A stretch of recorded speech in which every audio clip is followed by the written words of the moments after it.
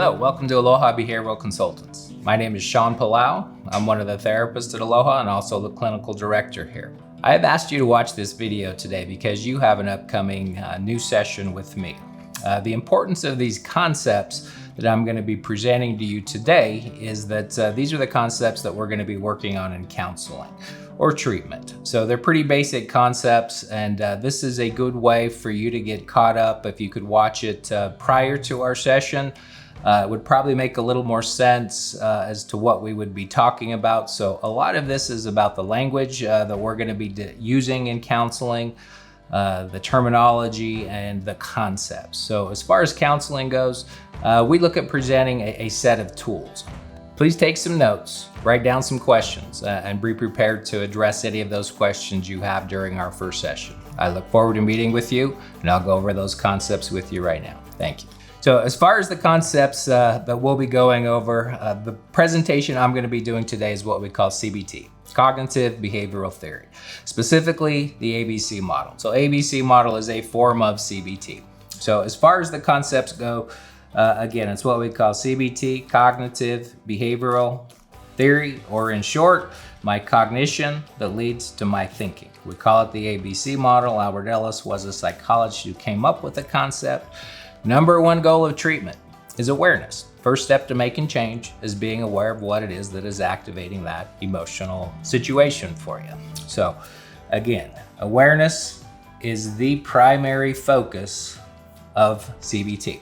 So as far as the concepts go, ABCD, these are all thought processes. They go on hundreds, thousands of times a day.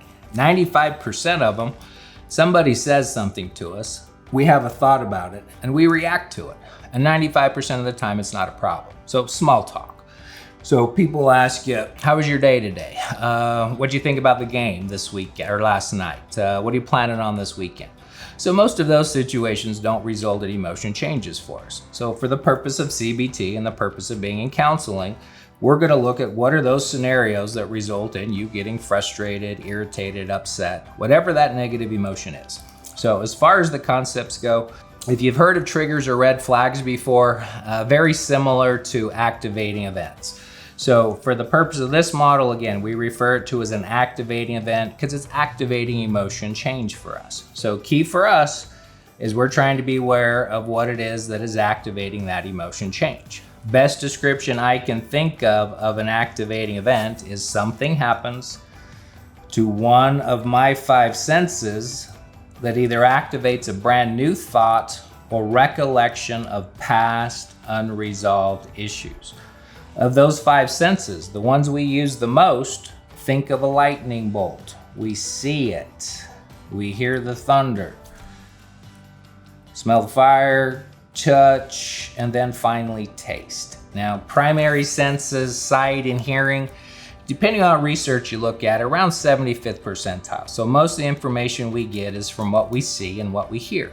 Other senses, smell, touch, taste, typically more olfactory. So I smell, touch, taste something, it takes me back to things I've smelled, touched, tasted before.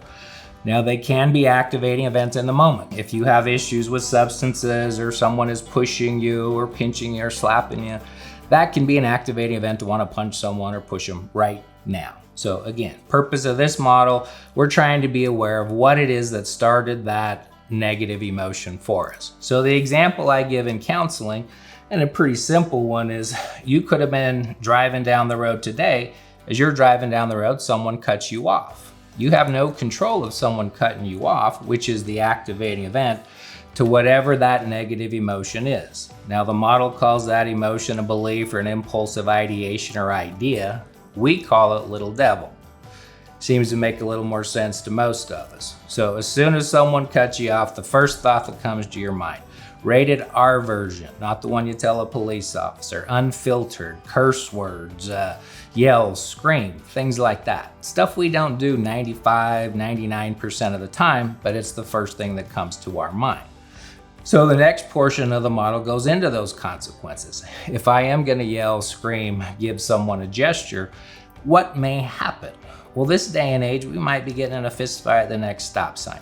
Who knows what else may happen? So the intervention or the little angel is trying to take that negative but more specifically, address the activating event with it, not get stuck in the emotion.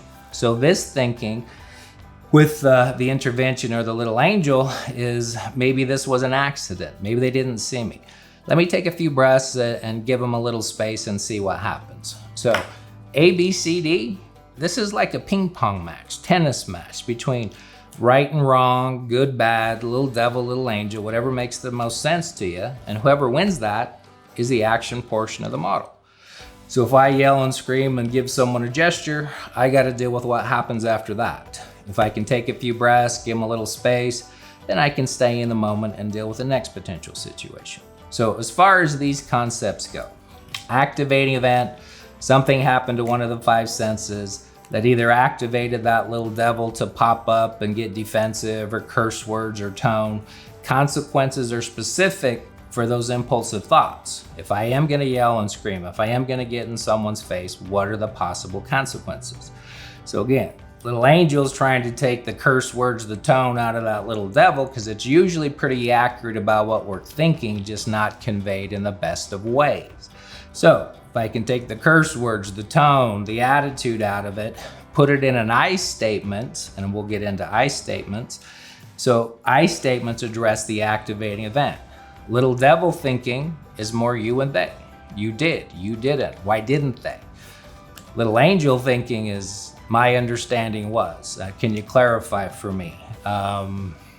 Things of that nature. So as far as counseling goes, this is a lot of what we focus on.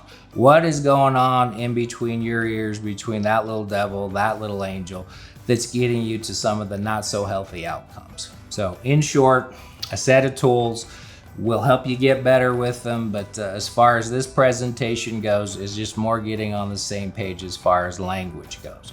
So again, activating events, something happens to one of the five senses. The little devil is a result of that activating event. The consequences would be a result of popping off with that little devil thought. Little angel is trying to handle those things in a better way. So all in all, this is kind of the beginning set of concepts I'd like to present to you. Obviously, as time goes on, we'll get much more specific with this. And if you were in session with me, there'd probably be a lot more little scribbles and whatnot on here. But for now, I think this is a pretty good start for us.